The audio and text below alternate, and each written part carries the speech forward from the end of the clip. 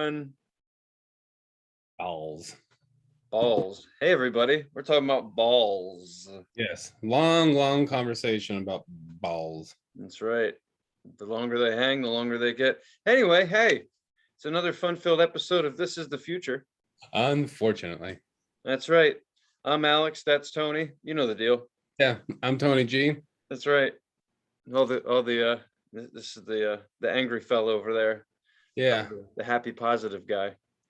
Because it's opposite day. Yeah. How do you do an impression of Tony G? How's that go? Don't do it, man. Had a lot of years of practice. Just get really frustrated about nothing. It'll be easy. Oh yeah. Man, how you been, dude? I've been pretty good. Been okay. How about you? What's up? What's new? I mean, I'm good. I was just admiring your threads. Did you just have a job interview? No.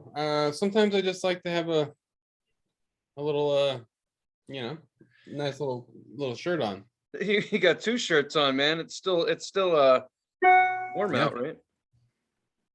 No, it's like 75 degrees, maybe something like that. So it's warm enough. It's cold enough for 1.5 shirts. Yeah, but see, the second one doesn't have any sleeves on it, so really that takes that away. But then this is long sleeve, so that makes it normal again. But right. I don't know. I just it feels good. You kind of have like, and plus this is a fat guy thing. It's like, see, this shirt is too small for me, but if I don't button it up, it's like a glove. You know what I mean? So if I don't button it up, it still fits. So. That's funny because that's not the first time I've seen that. Where I have a pair of pants like that where I really want to wear them, but I just can't get them buttoned. Yeah. And so it's just, but I couldn't do that. I don't think that's really appropriate. You can walk around with an unbuttoned shirt, but not unbuttoned pants is what I'm getting at. I know a real fat fucker, a real big fucker, and he does this thing with it, and he doesn't like make it known. I've just seen it, and I know what he's doing. He's too fat for his jeans, so what he does is he takes like an old handkerchief or like a shoelace and rips off the button. You know what I mean? Of the button of the pants. And then just threads the handkerchief or shoelace through the buttonhole and the button where the button used to be, and then so it gives them a little bit more slack. You know what I mean? Like, yeah, I think that's a fat guy trick. Well, I mean, that sounds like what pregnant women do to their pants. They sew in elastic. Yeah, do that. Yeah, same thing. But that's just the poor version of that. That's all. Yeah, well, when you didn't take home ec for 3 years in high school. You don't know how to sew. Yeah. If you're watching this and you need elastic sewn into your pants, I'll help you out. I'm mean with a needle and thread or a sewing machine. I can get it handled for you. Did you take home ec? Not on purpose, but at that point in my life, middle school, they realized there was something wrong with me and they wouldn't let me around power tools. So I wasn't allowed. The wood shop, the fun shop was next door, but I had home ec. And after the first year of home ec, I had already made the peanut butter Play-Doh. I had sewn my name into pillows because that was the project. And then whatever else. I knew all the styles of houses. It was really weird that I was in there. But by the second year, the teacher admitted it. She was like, "You're back in my class." I'm like, "Yeah." She's like, "What's wrong?" And I was like, "Well, I'm not around heavy machinery." And she's like, "All right, well, do you want to be the what is that called? Like the aide?" Oh yeah. Well, yeah, but she was like, I was like, "Sure." I was like, "That's cool." She's like, "Well, that's nice because I've never had one." I'm like, "So there isn't a home ec aide?" And she's like, "No, but I just feel bad because you're in my class again. And you're only supposed to have it for half a year, but I got it all sick. Got it 6 times the whole time I was there. So by the end, people just started calling me home ec. And then I finally complained about it and they put me in an art class. And then the teacher said, she was like, you're probably the worst art student I've ever had. She said that? Yeah. And I She felt said it. pissed off. Yeah, I'll be honest with you. I wasn't planning on talking about this, but fuck that. Fuck that shit, because all we were supposed to do was make a tree and then Right. put it in the kiln. And I did my thing, man. I wasn't against making trees. I gave it a real try. And I never even got to put my fucking tree in the kiln, man. Just halfway in, she's like, this I know progress and this isn't it. So you're out. And I'm like, what the fuck am I supposed to do? Where was that at? Like what I where was were in middle you? school, but I was in England at that point. So it was it wasn't a military school. It wasn't like we wore uniforms or anything. Right. It's just that when when your parents are in the military and you live overseas, the Department of Defense, DOD, they have a school system. And so people from all over the country, teachers volunteer to move out to England or Germany or wherever these places are and have a school. And so that's what it is. It's cool to go to school with all these kids, because all these kids are from other places. They Right. lived in Italy or wherever the fuck their last duty station was. So it's a hell of a melting pot. So we really got everybody, not everybody got along, but everybody had one thing in common. No one was from anywhere. We were all from somewhere else. But that didn't change the fact that I wasn't cut out to use power tools, and I wasn't cut out to make a tree out of fucking clay. I don't know how you could screw that up. But halfway through that, she's like, I got a brilliant idea. You can be my aide. And I was like, once again, do you really have an art aide? And she's like, no, but you're kind of stupid, so I don't want to flunk you. So you can't make a tree, you can't play with power tools. You're really good with this needle and thread, but she doesn't need you anymore. So she made me her aide again, which means I just wasn't allowed to do art. And then she had this closet thing that was down the hall, and that's where I hung out. And I just cut paper and shit. But really what happened was she busted me. She came in there one day and I was photocopying my ass. Hell yeah. I'm an only child, but I always found ways to have fun. So if you kick me out of class and make me the aide, which means go be by yourself and cut paper in half, Yeah. I'm gonna find something creative to do. And in that room where it was like my little office where I copied my ass and cut paper, there's a window to a classroom, another classroom. It's a weird building, but it had a glass window. You couldn't go in that room, but you could open the window and look. Like maybe it's for a projector. I don't know. So the teacher was teaching the other way. So I could see the students and the teacher was over here, couldn't see me.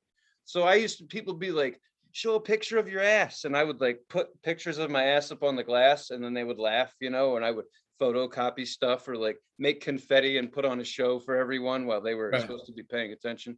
But all this got interrupted because the teacher, one day she came in there and my pants are around my ankles and she's just like, what the fuck? And I'm like the whole, and the whole building stopped. And I was like, wait, I don't want to go back to home ec. But they did. They sent me back to home ec. So yeah, I just made a few more pillows and got the fuck out of 8th grade. Hell yeah. I like that. I like that that's such a Tony thing to get caught for, is trying to photocopy your ass. No, I was successful for months. It was bound to happen. It was just bound to happen. I wish I had pictures of that ass. I wonder what it looks like compared to, the copy of my ass now. Like those are pictures I want on my wall. Boy, how our asses have changed. Yeah, no shit. Just depressed looking. You kind of like my face. It was nice and clean shaven, and now it's all fuzzy. That's more than fuzzy. You got a thick man beard on that old chin of yours. Look at that thing. Is it? Yeah. I just know I spend as much time drying my hair as I do my chin, because otherwise, like I'm at work and I'm like dripping. I'm like, oh shit, you got to string it out and all that stuff. And I figured I'd just let it go till I get it caught in like my fan belt, and just one of those. Right. Something like that. I want it to be a dangerous length. I want it to become a nuisance. Like, is that a macaroni noodle? Like, no, that's my beard with a macaroni noodle. Yeah, you got it hanging from there. Yeah. I think it'd be good. By Christmas time, I could put some lights in it. It'll be great. Ooh, there you go. I like that. There's lights out there that don't need to be plugged in, so we can do that now. Be Thanks, rock and roll Santa technology. Claus. There you go. Be rock and roll Santa Claus. Yeah, right. If Santa Claus did a lot of coke, because I'm a thin Santa Claus. I don't do coke. I don't have money, but Coke and rock and roll. That's like that's like that's like peanut butter and hardware. That's like peanut butter and like peanut butter and hardware. I'm writing that down. That's the name of the show right there. That's peanut butter and a Corvette. You know what I mean? That's fucking. They go together like grape jelly and bullfrogs. You know what I'm saying? Hardware. What the fuck are you talking about?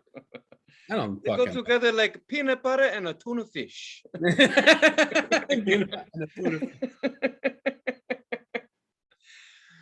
Oh man. Yeah, I have some other stories to tell, but before that, how's your week? Well, it's been. Hey, let's address the elephant in the room. That's not how elephants sound. In any case, we skipped a week. Not gonna bullshit our paying fans here. Yeah. Yeah, we skipped a week. So I'd apologize, but none of you called and asked if I was okay. So fuck off. It was fine. It's not like anybody said, "Where's the episode?" So I guess everyone enjoyed their break. But no, it was my mom had hip surgery, and we've always been a kind of let's just say my mom doesn't usually need help with anything, so I was more than happy to offer it. Plus, I was volunteered by my father, who was my dad basically said, "Hey, you should stay with your son Tony, because then you won't be here." Just kidding, but that's pretty much how it went. And I was happy to do it, man. I was happy to, like, honestly, like, if any of you out there have loving mothers, when it's your turn to give it back, you go 110%. Absolutely, for So sure. I was honored to help her out, and because of that, and the fact that I can't get Wi-Fi in my bedroom, nor do I want my mother hearing about what I talk about, elected not to record. So there it is. Thanks. Yeah. But it was a good thing for a good cause, so that's what we did. That's what I did. Yeah, absolutely. I'm glad that you were able to have your mom stay there. And how's she doing? Is she recovering well? She's good. She's just, it's hereditary. Like, I'll probably have similar issues, but we just have arthritis and shitty hips. So she had her other hip done years, like, I don't know, maybe 6 years ago, but didn't want to do the second one. Now she fucking had to. So hopefully she'll be good to go and able to get around and whatnot, like a hell of a lot better. But all I can tell you is, fuck getting old, getting parts replaced. Yeah. So that's what happened is she got a replacement hip. They put a new one in there. Pretty much, yeah. They, like, I guess, I mean, I'm not really into this shit, but like, they removed the ball joint, and like there was a bunch of arthritis that they cleared out, and then they put in another ball joint and all that. It's just fucking crazy that they can do that shit. And it always freaks me out when someone says, "Well, we have this new technology that we're really excited about," and it's like, well, what about the old technology? Was it risky? I mean, like, you're always talking about something new that you're doing, and then right when they tell you about the new technology, they have you sign this waiver. You sign a waiver basically saying that this doctor doesn't know shit about this new technology. They just watched a 17-minute video on it, and now that they've done the training, they're going to do it to me, and I sign here. That's what happens. And then you're stuck in a hotel one night years from now, and you have to watch television and the shitty commercials. And then you see, if you've had this, elect this surgery, you need to talk to Dickhead, and Dickhead law firm, because we're like, shit, I have faulty equipment in my body. Like, it's like when you go to the doctor these days, it's always new technology, because that's where they make a shitload of money, is on new medical devices. So these little assholes who aren't doctors wear those cute little scrubs and march around the hospital trying to get doctors to use new technology. And they pay them to use the new technology. And there was this thing, like this mesh shit that they were using to, like, sew people up. And now there's like faulty mesh. Like, if you have mesh in you, you're probably going to die. But before you die, call us so we can sue the shit out of the people who did it. It's like, it's like, maybe just cut my leg off and I'll figure it out. Because if you just cut it off, that's fine, right? But if you start putting weird shit in me, like Lego parts and whatnot, maybe it won't work out. So I don't trust like, it makes me nervous when a doc's like, we're putting this in you because this pays me the most. It's like, nah, fuck that shit. Doctors are just like kind of like salespeople. They're like, yeah, I was told to do this or I couldn't drive my Lambo. Be like, okay, fuck it. So yeah, I'm not into doctors at all. I told the last one, I was like, I don't like you. He was a cock. I didn't like him at all. You said the incision's gonna be this big and it ends up being this big, and then you ask me what my problem is. Yeah, go fuck yourself. That's my problem. Did you tell him like that? I don't like you. Like no, I told. Well, he said they listen. They took something out of. I had something on my chest, and they removed it, right? And they said if it's cancerous, we'll let you know. I was like, all right, this ought to be a fun couple of weeks. So I had the incision done, and I'm walking around, and I've never been under the knife before, so I was paranoid about. I was like, well, fuck, you could have cancer. No one tells you that. So you carry that in your head. And so no one ever called me. No one ever said, hey, we got the biopsy results, whatever.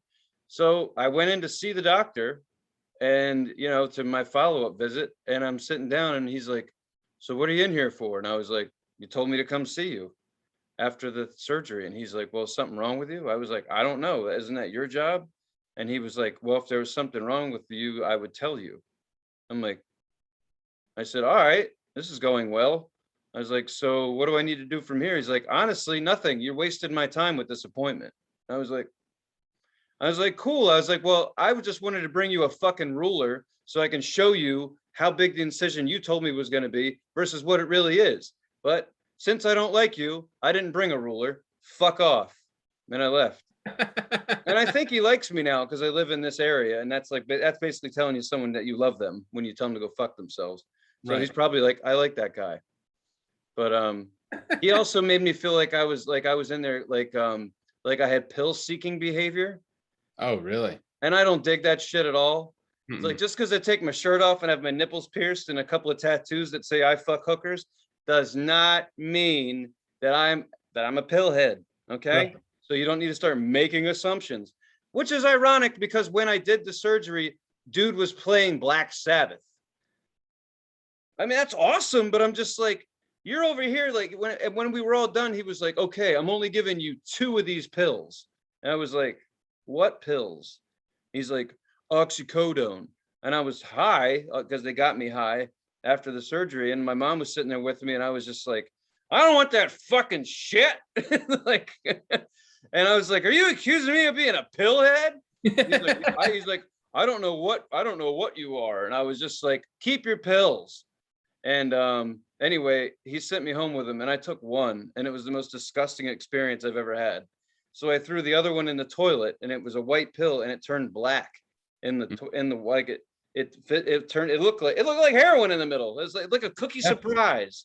Like, oh my God, there's opium in the middle. This is fucking weird. Ew, yeah, man. Yeah, man. They melt in your hand and not your mouth. You know what I'm saying? It was disgusting. Yeah, it was so I'm not, my family's never been hip to doctors. And especially around here. I mean, if you want someone pleasant, you don't want to go to a doctor around here. Doctors are already they really suck at customer service. So they don't know how to treat you. So when you tell them, when they're like, yeah, you have cancer. By the way, excuse me, my shoe's untied. You're just like, did you just say I had fucking cancer? And they're like, oh yeah. Whatever. Sorry, I got to go to lunch. It's like, wow. You guys suck at your job. I know you went to a lot of schooling, but they didn't teach you shit about working with people at all. Oh. It's a scary fucking time. Listen, I need to know if I have cancer because I'm not going to work anymore. I need to know immediately. Because as soon as you say you're diagnosed, be like, cool. Hey, work. I have cancer. Pity me. I don't want to work anymore. Pay for me or something. Start a GoFundMe. I don't know. I'm not going to sit around working if I have that. Yeah. How long ago was this? 2 or 3 years ago. Huh. Well, I'm glad you don't have cancer. So the funny thing is, no shit, they never told me. I still don't fucking know. Really? I swear to Christ, I don't know. We never got to that. He pissed me off. I left. I was like, go fuck yourself. I'm out of here.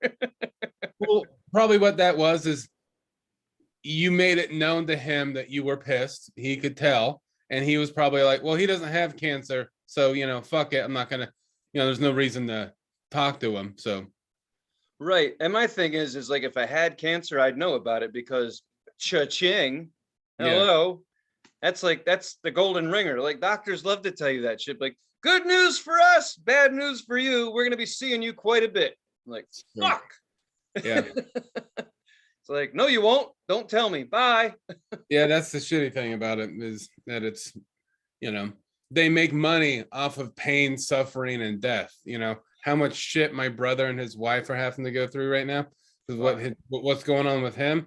It's like they're spending money they don't have. Let's just say, and then that's true with everyone that has cancer, no matter what kind of health insurance you got, unless you're a fucking celebrity that's got like boatloads of money that you're able to throw at it. Like it's hard. It's fucking hard. So yeah, it is really good for the medical industry when people get sick. Hell yeah, man. What are you talking about? That's the reason people make so much fucking money because that's what you're spending. It costs money to walk in there. It's fucking brutal. And I truly believe that there are cures for most diseases, cancers, and everything like that. But why would they make them be known? Wouldn't make any money on that. Yeah, if they cure shit, there's no reason to fix shit, and there's no reason to fix shit. There's no money. Right. So, and then plus, if let's say there was a pill or a shot or something like that that just cured cancer, it would be so much money that most people wouldn't be able to afford it. They would have to go through the treatments anyway. So, well, that's the whole thing. Like, we have the cure, but how much do you have? Like, yeah, fuck that shit. Plus, most of us that live down here on the bottom, no offense to everyone, but still, most of us down here on the bottom openly accept that if anything happens to us medically that costs money, we're fucked. Yeah. I mean, honestly, it's like this surgery could probably help you, but it's going to be $175,000 out of pocket. You're like, cool. So how long do I have to live? Yeah. Huh? Be like, I called your bluff, bitch. I'm out in 6 months. See ya. I can get a coffee can to put my ashes in, and I can just have a goddamn hoot for the next 6 months. I mean, till my vision gets fuzzy. And you can take that 6 months to drink the coffee that's in the can. So, stay up all night. No sleep. Yeah. No sleep for 6 months, just ping pong tournaments and hula hoop contests, whatever I want to do. Yeah, you want to stay up for 6 months straight to think about your eventual demise. Yeah, that's what you want. So if it wasn't for Folgers, I would have never enjoyed my last 6 months on Earth. Thanks. Thanks, Folgers. Fucking crazy. I know that's what, like, I get it when my grandpa, when he was, I don't know, he's in his 60s or 70s, whatever, but I just remember going to visit him and he did not give a shit. Like, he was in one of those places he shared a room with 3 other people, had his own bed, and he was just, all he cared about was having his fucking dinner. It's just like, he knew he was going. He was like, this was the point where they were like, the doctors were telling me, which I wasn't even anyone to tell, but I was just going to visit, and they're like, oh, he won't let us do this to him, and he won't let us do that to him. And I was like, well, what's a catheter? And they explained it. I was like, I wouldn't let you do that shit to me either. And they started laughing. I was like, fuck him, let him go. I mean, we're cool. If he wants to go, let him go. And that's what I get it at the end.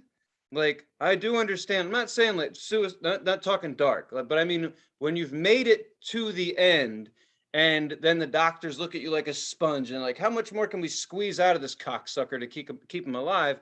And you call their bluff. You're like, no, I'm going to bet on the Phillies to win the pennant with all my money. Fuck you. And they're just like, oh, shit. Like, yeah, so put me in a home, use my Social Security, give me my fucking Jell-O. Like, yeah, that's it. I get that. I do get that. I really, the older I get, the more I'm like, fuck. Dude, and I honestly get that too. And I think older people are funny because they have a great outlook on that, and like they understand that it's coming to an end, and I think the older you get when you're old, like you make it to be like late 80s, 90s, you're like, whoa, tick fucking talk. Let's go. Come on. I don't got Right. I yeah, want to like die so I can get my dick back. stop wasting my motherfucking time. Like I might have like a year and a half ago when we first started this, I might have talked about this already, but it's been long enough. Our landlord, one of the landlords, there's two landlords, an older lady that's about 93 and 94, and then her son, who's probably in his 50s or something like that. They kind of co-landlord, like landlord the thing. Like she's in like a home or whatever, and like so he kind of does like everything, like I give him the money and stuff. But when we first moved in here, one of the two times I ever saw her, she was showing us the house. And so she, that was like 2 years ago or whatever. So, she was like maybe 91 or 92 or something. And she's still with it mentally. She's sharp up there. She's still sharp as a tack, but like, she's like, like life has crushed her into the earth. Like Yeah. she looks like a lowercase c. Yeah, they're bent in half. Yeah, gravity fucked them up. And she probably when she was younger, I bet you she was like around 5'5" or 5'6", something like that. I bet you she was around short but average height, I'm guessing. Now she probably, when I saw her the first time, she was like in between my elbow and shoulder because she was just so she kind of didn't get around super well, but like she made it to the top of the stairs, and I remember I kind of helped her. Like she grabbed my arm and like I kind of helped her up, and we were going back down. I was like, grab my arm, and before she did, she lost her footing and fell. And I was like, oh no, you okay? And she looks right at me, and the two, like Callie and her sister, my girlfriend and her sister, were standing right there. They heard it too. She just goes, God damn it, I should be dead already. Yes. And I was like, dude, you're cool as shit. That's fucking hilarious. And I started laughing, and the girls were behind her, and they were like, don't laugh. That was fucking hilarious. God damn it, I should be dead already. I was trying not to laugh really hard, but I did let out a pretty good chuckle. I just was like, that's fucking great. See, I think we don't expect old people to like, we're all looking at them like, wow, they're close to the end. But when they say something about it, when they acknowledge it, it's the funniest shit. But it makes you tense because you're like, is this okay? Can I laugh at this? Because they're all that they make jokes about when they're that age is dying. Like, I mean, that's it. That's their next adventure is the end of this one, So it's really funny. And whenever there's two movies that jump out in my head whenever I think about death jokes. One is from Kingpin, where dude asks another guy, he's like, hey, how's life going? And he says, taken forever. It's like fucking A. I love that. And then the other one isn't so much a line, but it's from Grumpy Old Men, where his dad is the guy who played the original fucking Penguin in the first ever Batman movie from the 60s. He's the grandpop. Yeah, just sorry, that's how my brain works. He's the fucking grandpop in Grumpy Old Men. And he's smoking, he's like 90, and he's smoking and drinking like a fish. And I'm here to say, I don't know what age that is, but as long as I can afford a pack of cigarettes at that point in my life, I mean, I might have to use my whole Social Security check, but I will fucking, I'm asking at what point where you're just like, fuck this, give me the donuts, give me the shit, let's go. Like, I wonder at what point where you're like your family, like the only thing that's good about my family is, well, first, I don't have a very big one behind me. It's just my daughter right now. So if anything, no one's going to give me shit. I'm not going to take any shit. Mm-hmm. So if it's just like, well, you better not eat, fuck you. Give me 6 of them now. And if I died, and those are the last things I said, because I choked on 6 chocolate glazed donuts at once and died, I want that on my tombstone. Fuck you, give me 6 of them. I want that to be Like those are whatever my last words are. If they're that aggressive, I don't want if I don't even want to be buried, but if you're going to make a fucking tombstone, I want it to be like 200 years ago. Here died Lester Moore, 4 slugs from a 44, no less, no more. I want some cool fucking he's dead because he deserved it quote on my tombstone.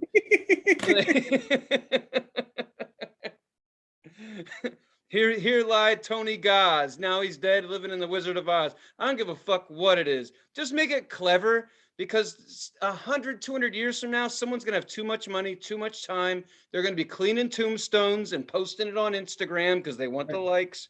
And they're going to clean mine off. And they're going to be like, this is fucking clever. And I'm going to get 6 or 7 fire emojis on TikTok. It's going to be fucking lit. And that's what I want. I want a creative tombstone, but I don't want to be under it. I want to be thrown into a coffee can, and whoever my kid is pissed off at, like really mad, just fucked her over royally. And you know what? My dad's got one good bust in him. He's dead. He's got one good fucking favor left. Just take my ashes and throw them right in the cocksucker's face. That's what I want done with my ashes. I know it sounds aggressive, but just think, someone's fucking with your spawn. You're not there anymore. You got one good punch left, and you just take that can of Folgers and poof, right in the fucking face. That's it. But I need a tombstone somewhere, not in a graveyard. You need a tombstone like in the last house that I own. Like, but you can't get it out. It's buried with 10 feet of concrete. It can't be removed.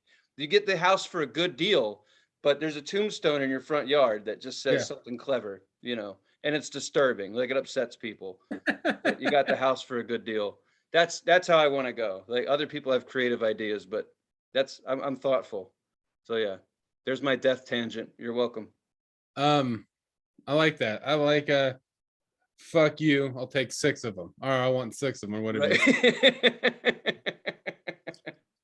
Right. Not to bring it down, but speaking of cancer and death, we the comedy world lost Norm Mcdonald. So I wanted to give a shout out to Norm. And it's not like he needs it on our show or anything. It's just I just want to it's he was someone I really liked his stand-up. I liked his shit on SNL, liked his story about SNL. I don't know if you know that about that, but he was one of the greats, a true badass, and yeah, it's a fucking bummer that he passed. What's the story? So he did Weekend Update, right, on SNL. Yeah. He used to do all these OJ jokes. That was kind of his thing, right? Right when OJ got busted and all that shit was happening. And because that was his job on Weekend Update, was to talk about current events. And so he was doing crazy OJ Simpson jokes. And one of the head honchos on SNL was friends with OJ. And they told Norm to stop making OJ jokes. So he said, okay. And then Norm Mcdonald being Norm Mcdonald. This is what I understand. Might be like butchering shit, but this is what I understand is he said, okay, told him he won't do it. And then he went and did a bunch more OJ jokes on the next show. And then he got fired. He got fired from SNL. Fast forward a year and a half later, after he got fired, he got asked to come host SNL. So on his monologue, this is what, I don't mean to butcher it, but this is about what he said. He's like, I used to work here. I got fired for not, they told me I wasn't very funny. So now I'm hosting it, and so that means one of two things. Either means I didn't get that I'm not funny, or this show sucks. It's like it was either I gotten a lot funnier or this show sucks. That's what it was. Like, the reason why he got either I got a lot funnier or this show sucks. And then after he said that joke, everyone laughed. He did a bunch of OJ jokes. He did the thing that got him fired. Oh my just think God. that's such a fucking funny joke, For those of you who don't know, the comedian that we all long to see is the comedian that is basically, maybe you don't know, but breaking some rule. Even if it's just that night, comedians are constantly people are trying to tell them what to say. It happens all the time. Even if it's like, I don't know, I've gone to shows and people are like, hey, we don't want to talk about this happened. There's some comics out there that are like, you got it, and that's exactly what they talk about. Yeah. I could never help myself. I've always done that. I don't make a lot of friends, but that's really funny. I love that. I always like the rebellious comic, the one you're not going to tell what to say. Fuck it. Fuck the career. Fuck it all. I'm going to say, I'm going to do it. Because at the end of the day, that's what you expect a comedian to do. To break the rules, to say what you're not supposed to say. So whenever you tell a comic not to say something, usually you're asking for it, and it's probably going to be really funny to everybody else. Yeah. So that's really, I actually like, because I was looking through all the movies that he had done, and I did not grow up with SNL. I moved too much to even know what it was. Didn't follow us around the world when I was moving as a kid, but I just laughed my ass off because he's still just like he was in Billy Madison. Yeah. And like, and I don't know why, but I just watched that because of him, and I was just dying. I was just because he's still him. Like he's not like a method actor or anything. He just does him, and he's just like, hey Billy, I'm going to school. It's just like that looks like a really easy role for him, man. Like, Yeah. I just think it's cool they'd end up with that, doing that in movies with Adam Sandler and shit. But yeah, no, it's sad, yeah. But when you're doing it right when you die and people are laughing, at things you've done. Yeah, it's just like that whole SNL thing is so legendary, man. Like either I got funnier or this show sucks. And then does the thing he got fired for. Like he's just like, he's one of those guys where like I heard Bill Burr talk about this on his podcast, and he was talking about how Norm Mcdonald was truly a guy that didn't give a fuck. He was always going to do what he wanted to do. And there's those people that act tough and like, I don't give a fuck. I don't give a fuck what people do. And they're vocal about it. Norm never said that. He just was like, I'm going to go do what I'm going to do and whatever. And I think that's something to watch and learn from, if you're starting comedy. I think that's Norm is the guy that you should watch, Right. I had it reminded me of Ralphie May. Mm-hmm. I opened for him obviously it was before he passed, but Ralphie May has passed away. And I got to work with him, and we were all standing side stage before the show. And we're in Central Oregon, and I don't know how I'm going to tell this story. I walk a line here, but let's just say like there was. You can say it. Go ahead and say it. It's fine. All right, there was one person of color in the audience, and it was right up front. And Ralphie May and his two people he brought with him noticed it, and they were making jokes like just the things that probably are not considered inappropriate. Nothing like wrong. Just saying things like, what would he be into? I want to try and get this guy into the show.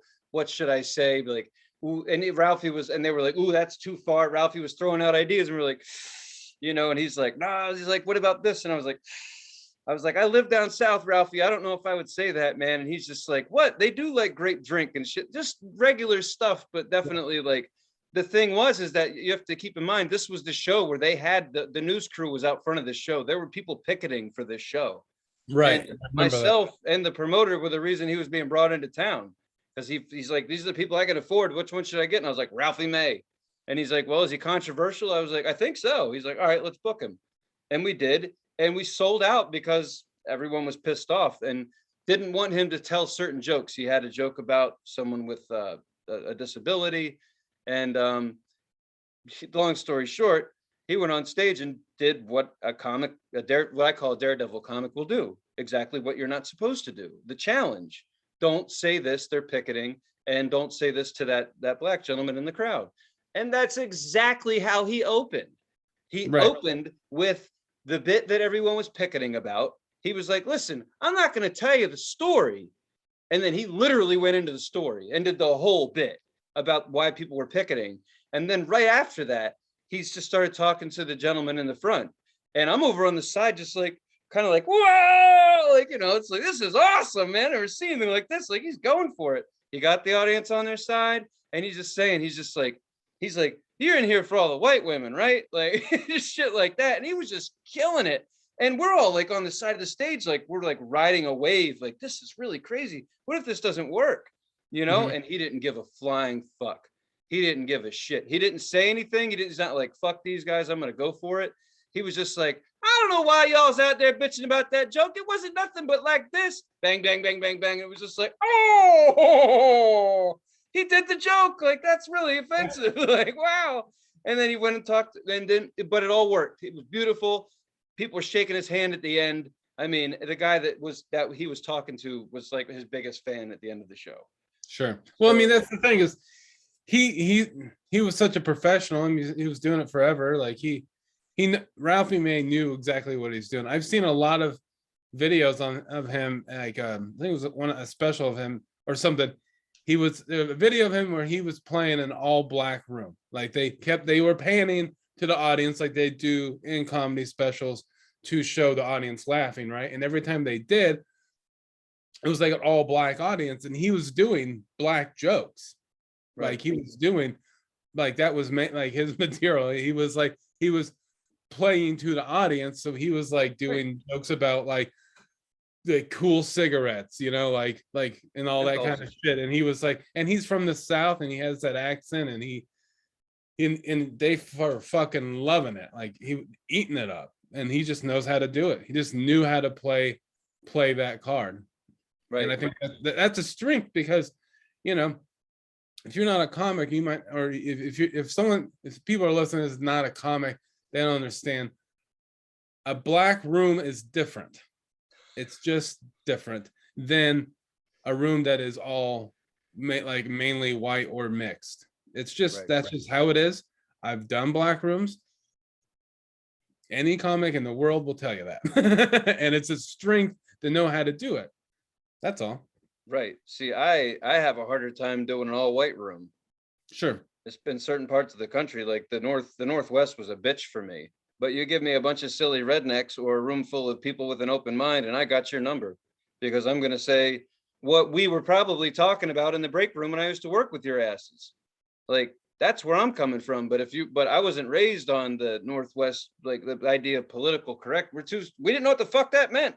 We just talk shit. I remember being a kid in the South, and that's all it was just like, you're pasty white ass this. And I used to come back at them, and it was like, it was approval. It was like, cool, this kid's got balls. Now go do your fucking job. You know, I mean, that was it. That was just that's all you do in the South is you talk shit. It's too hot. There's nothing else to do except work, sweat, and talk shit. That's what we did. So, I mean, I loved that. But, you know, things have changed, and I totally get that. But get yourself in front of a room full of people who are like, is this kid going to be scared, or is he going to be real? And just right out of the gate, you come out of the gate and you just roll the dice.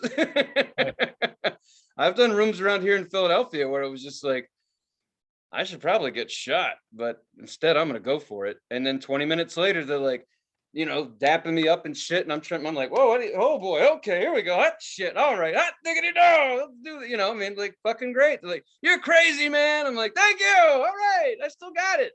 And then you go to a white room and they're like, I'm offended. I have a friend named Jamal. And I'm like, I got this shit off of him last night. He told me this was funny. It's like, never mind. I'm good. Yeah, fucking whatever. But in any case, I dig that. A comic that can walk into any fucking room, roll the dice, and come out on top. That's a great fucking comic.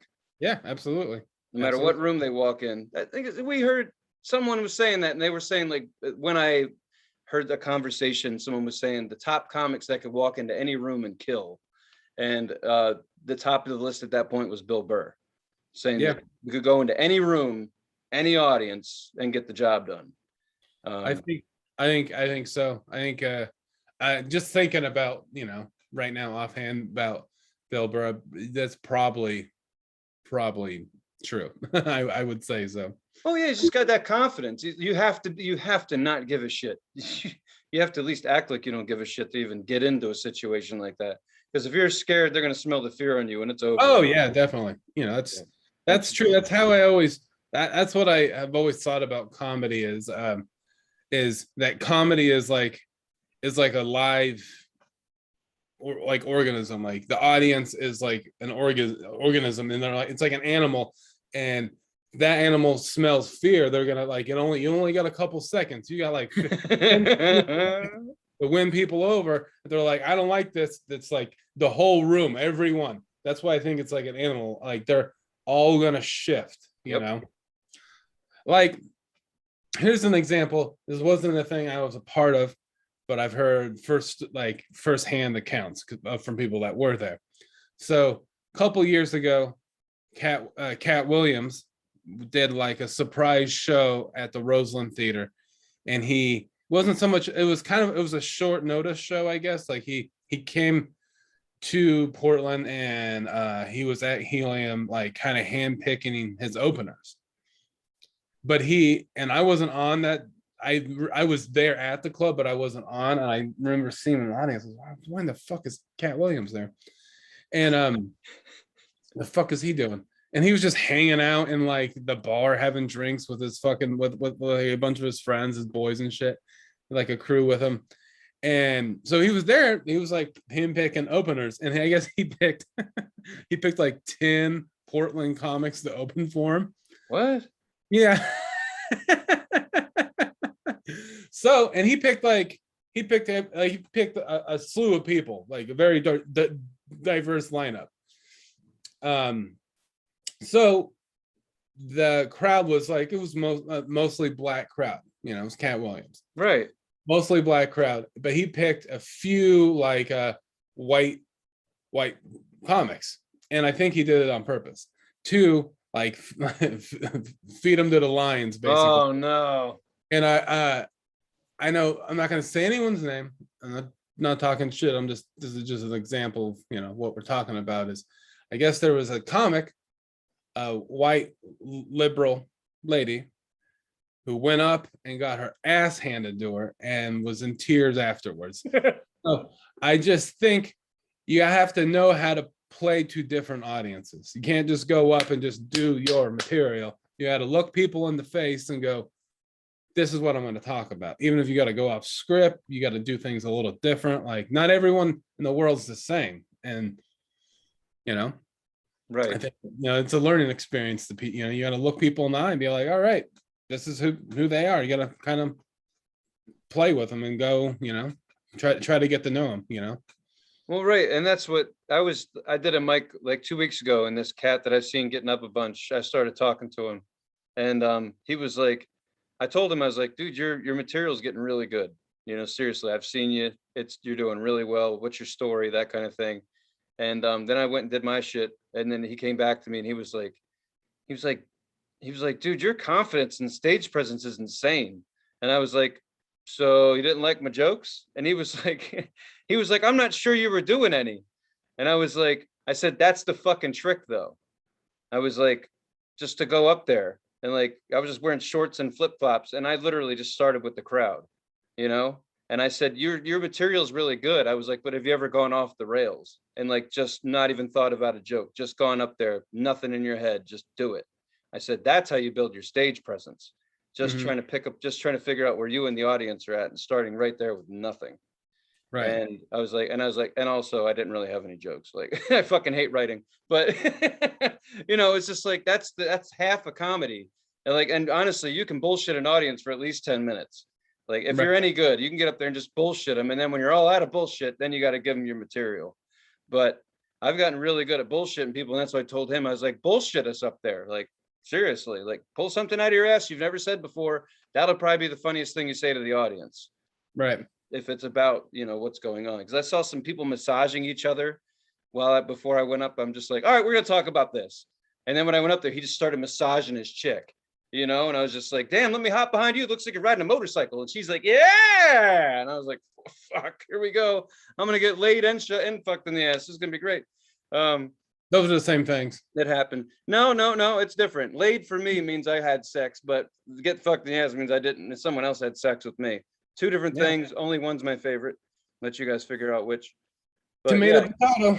you got to roll with it. You go up there and just, that's what people don't understand. You can write jokes all day long, but you still got to go up there and take your dick in your hand and just be like, that's it. That's it. At the end of the day, that's all I got. Because if that first joke don't work, you're fucked. So you better talk about your dick. Speaking putting your dick in your hand, I think we're past due to talk about music. Yeah, okay. Yeah, we told him we'd stretch it out a little bit, but I don't want to make you late for work or anything. Oh no, I don't have to work. Yeah, let's fucking actually I got some stories to tell. Fuck them. Want to keep going? Yeah. All right. What you got? So I second time in the last month or so that I went to Port Angeles, Washington to help my girlfriend's mom continue moving. She bought a house in Washington. Oops. And it's Port Angeles, Washington, so it's 4 hours away from here. Kind of it's on the border of being too long of a drive. You know what I'm saying? Like 4 hours is one of those drives where it's like, okay, it's not super far, but it's not super close. You know, right. You know, it's a bit of a drive. So went there again, help her unload a U-Haul of like antique furniture and stuff like that.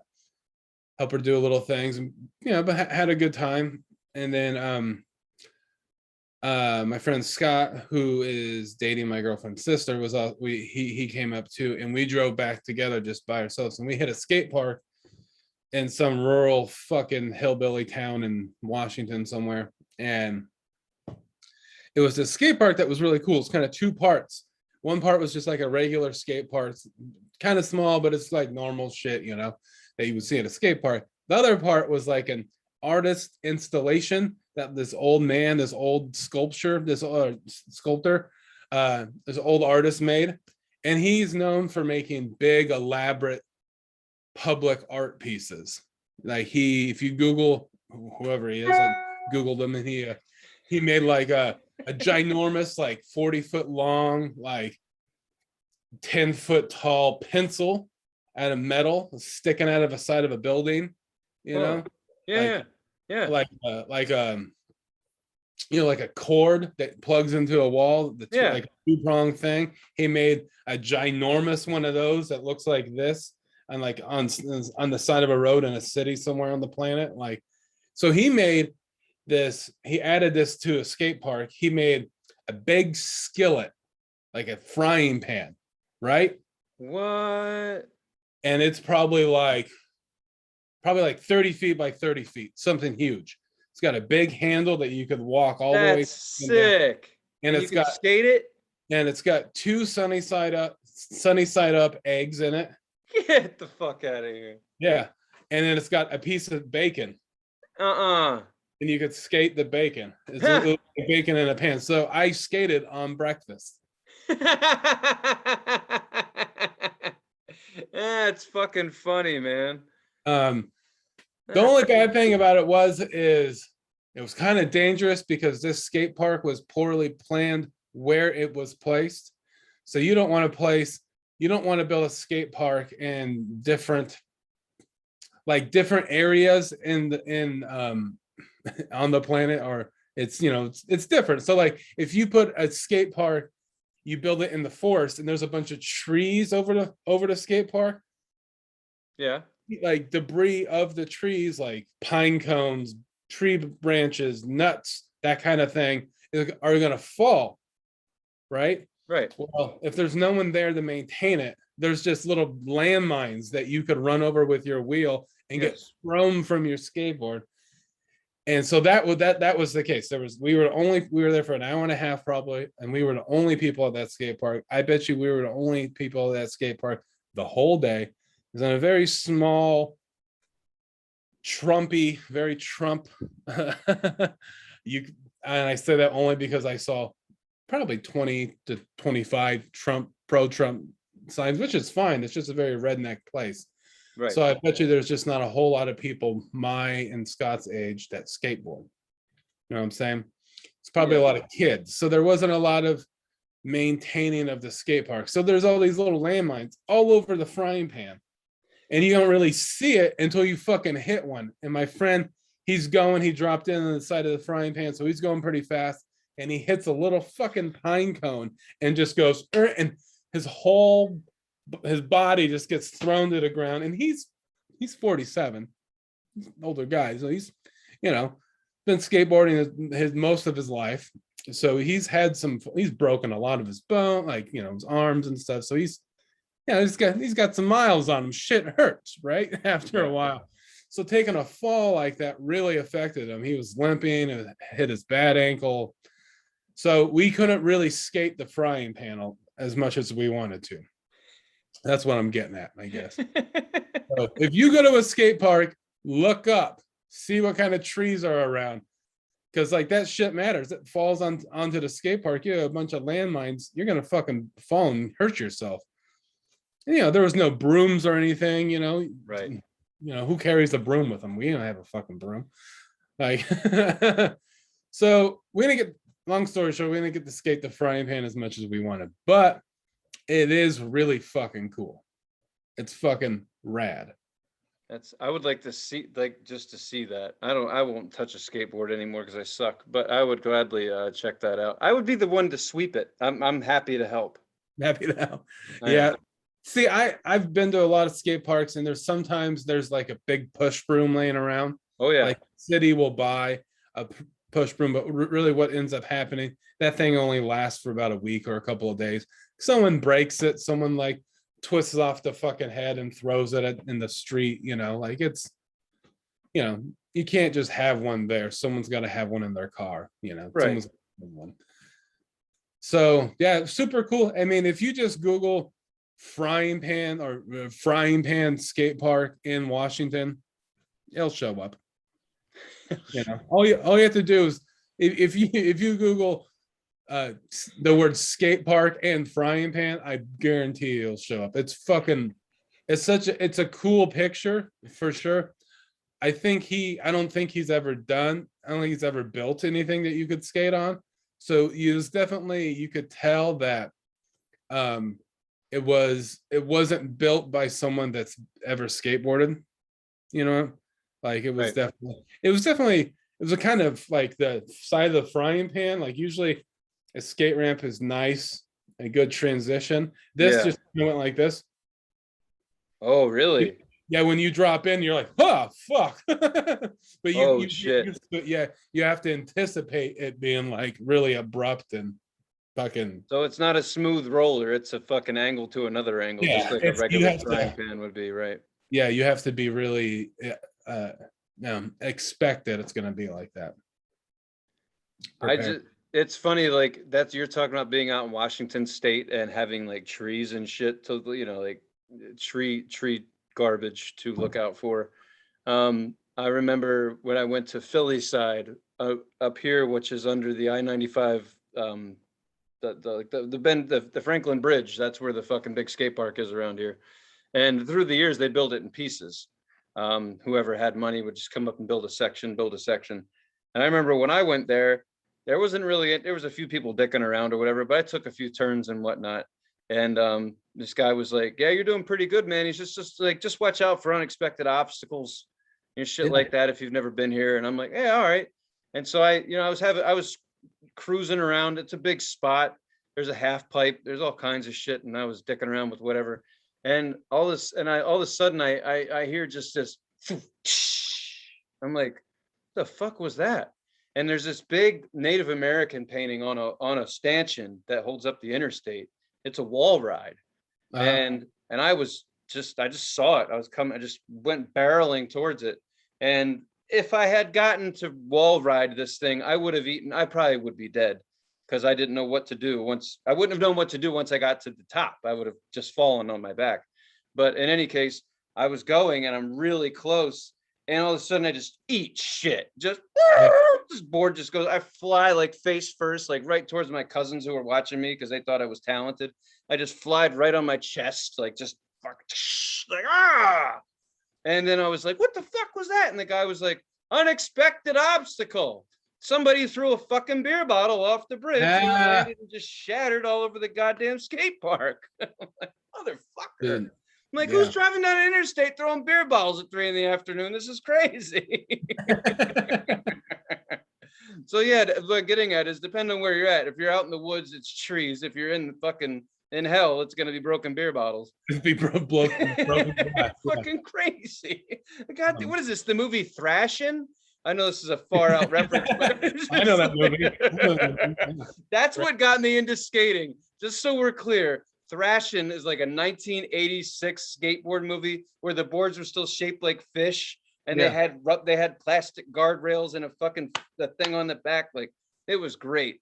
That was why I got into skateboarding. I was just like, that's cool. He's got a blonde chick and a broken nose. This is a really cool movie. For like, I was only my mom used to rent movies for me based upon my age group. So if Right. I was PG, then I watched PG. When I got to PG-13, so I just be like, this is really cool. There was some BMX movie that I watched a bunch. There was another one where the kid could talk to his dirt bike. Like I watched those repetitively because that's all I got. Right. But in any case, yeah, I totally get where you're coming from. That's funny that yeah, you're eating shit on trees, and around here you're just gonna eat broken glass. Right. Yeah, That's fucking funny. it's similar, but it's regional. It's regional. Exactly, exactly. Fucking Yingling bottle, man. No, that's funny. Yeah. I did want to I'll throw out one more thing. Do you have anything else? No, we're good. So I actually, in the last 2 weeks, I ended up going to see 2 shows. I went Nice. to see Willie Nelson, and I saw Sturgill Simpson. Actually, Government Mule opened for Willie, and then Sturgill Simpson, and Sturgill Simpson opened for Willie Nelson. So Cool. I don't know if there's going to be a punchline here or not. Don't give a shit. But cool show, really cool show. Couple things that were worth talking about was saw so many people that were there that were in their 20s. That really, it was just like right on. Like I guess the internet works, because how the fuck else would you know about Willie aside from being a total pothead? So there's people that were there for Sturgill, but I gotta say, Government Mule. I mean, I don't own any of their shit. Great band live. Like holy shit, they covered an Etta James song and fucking destroyed it. They covered a Neil Young. I'm trying to remember what Neil Young jam it was. They covered that. And the interesting thing is that Willie Nelson's son was on tour, and he came out. He has he has pink hair. Yeah. It's like our age. He comes out and plays the strong parts, the lead guitar parts for the Neil Young jam for Government Mule. And then he came out with Willie, and Willie and his son went back and forth. They did like an hour and a half. And Willie's old, very old, like probably the last time I'll see him play live. I don't know, but very old. But between him and his son, you could tell they sat around during the pandemic and just wrote music together. And they played. It was really neat because the last time I saw him, Willie did a speed set. It was 25 minutes, 25 songs. It was the craziest thing I've ever seen. He's like, Whiskey River, take my mind. Next song. It was like, holy shit. He was just beating the shit out of his guitar. This time it was more like he sat on a stool. His son was on another stool. The whole band was behind him. And they just did their thing. And they played some new shit, the old shit. It was great. Wow. Played some covers. It was fucking awesome. But the funny part was, we're sitting on the grass. I took my parents with me. Mm-hmm. I got us the tickets. We went. And my parents, the first show I ever went to was Willie Nelson. Yeah. Got eaten by fire ants. That's how I remember. So not good. I took them to this one. And we're standing there. And the people that are sitting around us, we're all in lawn chairs and shit. We're on the lawn. We brought our own chairs. And if you looked around and didn't know any better, you would think that, my parents were among like-minded people. So we're chilling, drinking beer, whatever. And I'm stoned, but they don't know it. I just got my own thing going on. But everyone around them, as we got into like Government Mule and bands kept going, this woman next to me definitely looked like she just retired from the banking industry of 50 years.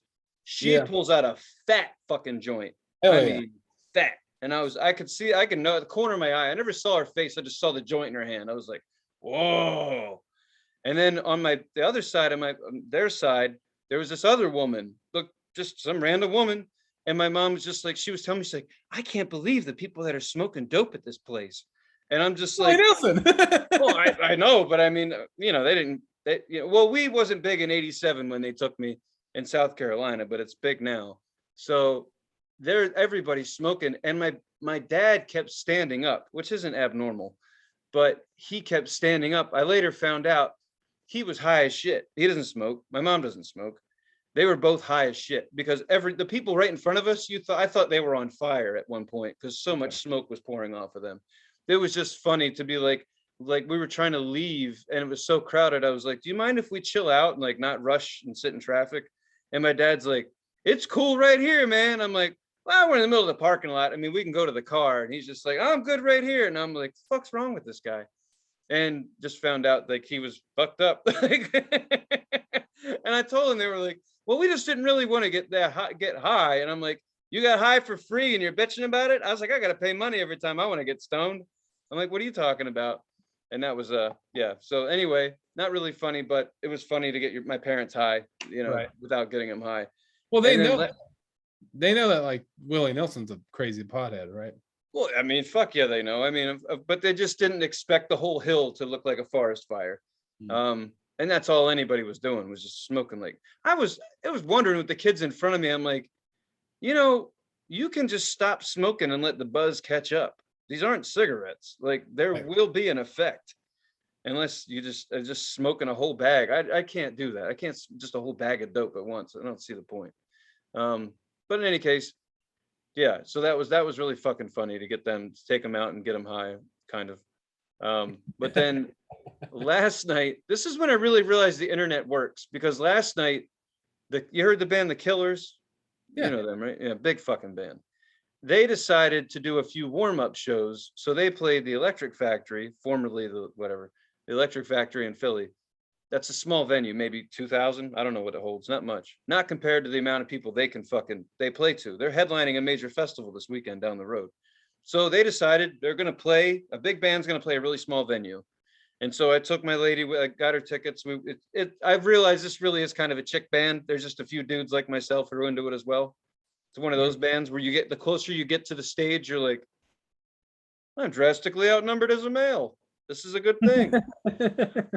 But this is the one funny little thing is I've taken her to a lot of shows. She's still new to the scene, doesn't quite, I don't know. She doesn't give a shit, which is fine with me. But in any case, when you get to a show and you end up standing there and some tall prick stands in front of you and your views block the whole show, even though you had a good view. You know what I'm talking about? Like someone blocks your view. It happens to me every time. Oh yeah. So there's this big prick in front of us. He's got a gift bag. Very weird. Older gentleman. Come to figure out, as soon as the show, he was being incognito. As soon as the show started, it's a camera. This prick works for the Associated Press. He's there to take pictures. He's standing in the middle of all these people who want to see this band, and he's taking the whole fucking time in the middle of the crowd taking pictures, and I'm right behind him. So all I can see is every shot that he took on his camera, because it's a massive distraction. So I tell my lady, I'm like, hey, everyone starts jumping up for a song. And whenever that happens, that's your time to move. Because when everybody lands and stops, moving, you could, yeah, like they don't know. So I told her, I said, go around this guy and move up. What I meant was just move up like a little bit. We were maybe 10 rows back. She took off. And I was like, oh shit. And I just kind of stayed with her, I was like, oh, hang on. And all of a sudden, when everyone stopped jumping, I couldn't breathe. I was stuck. There was people everywhere. I was like, my hands were like this. I was like, oh shit. There's this girl right next to me that, so let's just say she could have easily taken me out. If it was a sumo match, I'm done. She had me dead to rights. Right. She had a mask on. She just tells she was not in the fucking mood. And I landed right next to her. And as soon as my feet planted on the ground, she starts this shit. Like shoving me. Like this passive aggressive way of a fist fight is how I felt. Right. I was like, just punch me then. Jesus Christ. So she's bumping into me. Finally, I think even the lead singer could hear me. I just, I looked at her and said, I fucking get it. And she's like, just stood there like this the whole show. I mean, in a song later, I'm like, somebody told me you had a boyfriend. I was like dancing around and shit, and she's elbowing me in the head, and this other chick's got her ponytail in my fucking face, and the other chick's ponytail's in my face. And at the end of the show, I was like, sorry you were pissed off.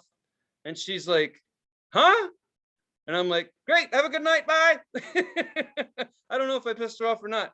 But the point being that my woman didn't know what the fuck was going on. And I told her, I was like, just so you know, everyone around us wanted to kill us for about an hour and 40 minutes because when everyone landed, we weren't supposed to be there. And it was really awkward, but I enjoyed it. I don't know. I had a good time. But yeah, if you're going to do that, you're the asshole. So, you know, I felt like an asshole for an hour and a half. I couldn't go anywhere. I'm stuck. I can't, you Dude, know. that's what live shows are. That's what I always do. You know what I do? If I want to get to the front, this is what I do. I start pushing my way through and I just start screaming, I have a boner. And then people I think I've been with you doing that, and you probably did have a boner. I don't have a boner. Not lying to anybody. But sometimes I think that's people just go, people just move. I got a boner coming through, got a boner. And they just be like, what? And you just get right up there. Well, see, me, I'm skinny, so I've never had really an issue getting anywhere. I just don't like being the asshole. But I've learned by having friends that are bigger than me at shows. Like I used to tell my big friends, hey, go, and then I'll just go behind you. And they all say, fuck you, man, I'm huge. You know how hard it is to get in between people? And so it got to the point where they used to use me. Like they'd be like, I got to go to the bathroom. And I'd be like, good for you. And they'd be like, no, man, help me get out of here. And I would just turn around and just blaze my little path. And then there'd be like 6 big people, some we didn't even know. They're just like, oh, there's my way out. That little fucker's going for it. And you just see this, and like everyone would jump the train. They'd be like, let's go, choo choo, little prick's getting us out of here. And the same thing on the way back. I just like zip, zip, zip, zip, zip. Here I am. And that's the benefit of having a little prick in your party, is that little guy can get you to the bathroom and get you back in. See, we're talking about the same thing. Little prick, boner, whatever. You know? Soft prick, hard prick. I'd be at the front of the group going, he's got a boner. And then you'd be like, I got a boner. I was with Callie at a show once, and I didn't tell her that was my move. And I was like, let's get up closer. And so I grabbed her hand. She's like, what are you doing? I'm like, we're gonna get closer. And she's like, how? I'm like, just come here. And I'm like, I got a boner. Hey, excuse me, boner. People are looking back and she's like, what are you do? Why are you yelling that? I'm like, we're getting up front. We're getting this is how we do it. It's easy. You can do anything to people who are fucked up and just staring at a band, you know, like hot coffee coming through, hot coffee. People that's a good one. That's a good one. Hot coffee. I always hate that, like right before the band starts, there's at least 10 people that show up. They're usually like girls, like attractive girls. It's always been the case. They're like, we're going to show up right when the band starts and we're going to get right up front. And it works. It always works because I end up choking on their ponytail. I've been standing there for 3 hours waiting to stand here. And they're just like, do you mind if I, and then they start texting and putting their little hand in the air. And then 7 more of them show up. Like, what the fuck? What are you, a flag? Everybody just showed up when you got here? It's like they bring more. Like, this isn't your spot. My feet haven't moved even though you're standing on them, but they don't care. So you just eat their hair and go with it. Do you remember that that happened at that No Effects show that we went to in Portland? There was that girl in front of us, and she like her ponytail kept on hitting you in the face, and you were like, yeah, I do remember you were like, the whole fucking time. Yeah, I told this story like when we started our show, like a year ago, like some chick had a poster in her backpack. And we talked about like backpack etiquette. It looks stupid, but put it on your chest if you're going to wear a backpack in a fucking mosh pit or a really crowded area. Because when you're moving around, you're hitting the prick behind you with your stupid backpack. and Yeah. she had poster tubes in her backpack. And at one point, the poster tube like literally gave me like a black eye. I was like, oh shit. And the chick turned around and she's like, quiet, I'm trying to listen to the band. And I'm like, what the fuck? I'm missing an eye. And she just kept swinging her stupid shit around. I do believe seriously that someone eventually took that tube and threw it. I don't know who it was, but I remember there wasn't a tube later on. There's just an empty backpack. I didn't do it. just take the tube, just send Yeah. the I got a boner. then someone in the back's like, oh, poster, cool. Puts it in their backpack. Yeah, Fuck. now I'm the problem. Well, anyway, that was fun. Hopefully it was a longer episode. Wanted to Oh, yeah, it's time to talk about music. So, we still do got it. 20 minutes. All right. Or Fucking A. whatever. Don't leave yet, kids. Yeah. All right. Well, it was my turn to pick the music. And I don't know if hopefully everyone listened to it. You had an extra week to do it. So hopefully you gave it more than a couple listens. The band was Kylesa and the album was Spiral Shadow. Yes. And yeah. So I'm assuming have you ever heard this band before? I did not. It was a pleasant surprise, actually. Really Okay, liked them. So what'd you think of this So album? I always try to, whenever you pick a band after I picked a band, you're like, oh, I was thinking about the band you picked, and then I picked this one. So I always first listen to it and be like, how does he come up with this shit? Like, I get where you're coming from, but you're like, but the tie-in between the two, it's always really clever.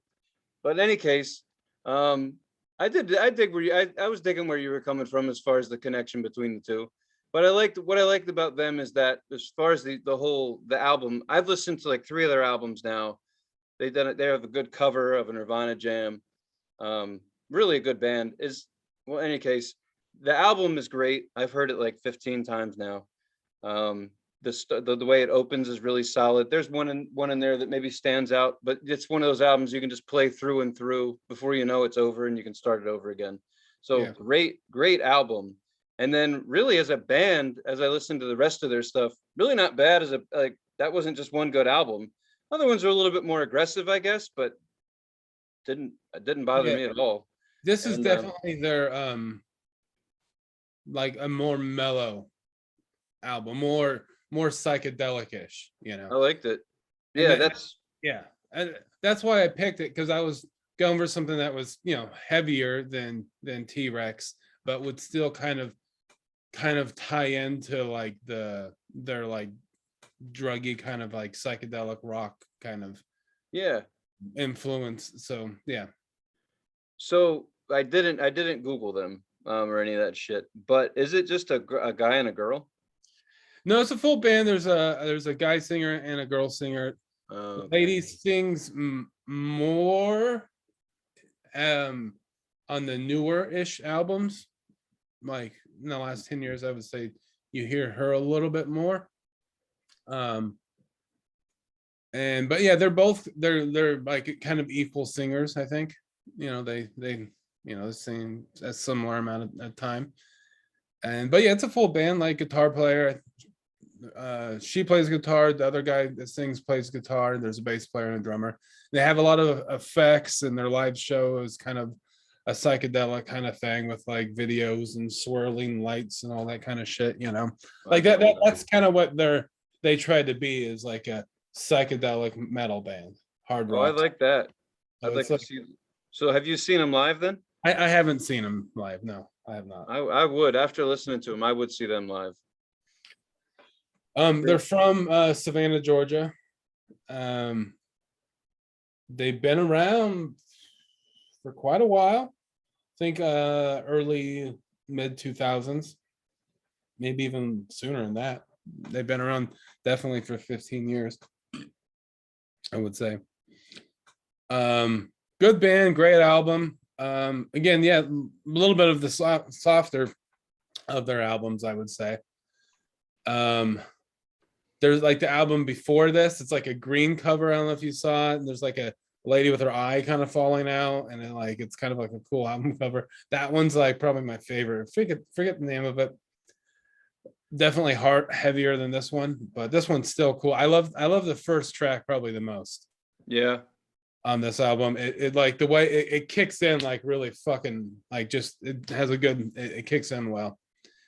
Yeah, And it's a soft opener. Like the first 30 seconds, you don't really know if you've never heard it before, you don't know what you're getting into. And and then then it, it and then takes it off. yeah.